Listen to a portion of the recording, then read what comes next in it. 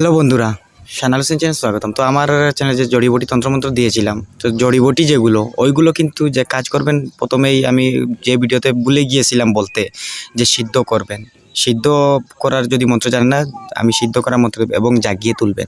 তো জায়গায় কী হিসাবে জাগাবেন আমার চ্যানেলে দেওয়া আছে। তো আমি একটি ভিডিও দিতে চলেছি, যে ধরেন খিল বটবৃক্ষে খিল টুকে জিনভূত বাধা, এবং ধরেন কোনো রোগ যদি থাকে, ওই রোগ ওই বটবৃক্ষের গাছে আপনি ওই কিল যদি ঢুকিয়ে দেন উতারা করে, ওই বটবৃক্ষে আপনার অনেক দিনের রোগ ওই জায়গায় বন্ধ হয়ে যাবে। তো ওইটা কিন্তু অনেক জায়গায় দেখেছেন।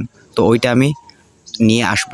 তো আজকের ভিডিওটুকু যে আমি ওইটা বলতে এসেছি, যে আমি ওই হিসাবে দিতে চলতেছি। আর বলবেন যে ভিডিওতে কমেন্ট করবেন, ধরেন আমি দিয়েছিলাম তন্ত্রমন্ত্র অথবা যে জড়িবুটি, ওইগুলো বিনা অনুমতি, তো কমেন্ট করবেন, আমি অনুমতি দিয়ে দেব। আরও একটি বলি, যে গাছ যেগুলো বলেছি ওইগুলো কিন্তু ওই হিসাবেও বলেছি, যে সিদ্ধ করার জন্য অথবা ধরেন তোলার জন্য মন্ত্র যদি বলি না, ওইগুলো মন্ত্র উচ্চারণ করবেন।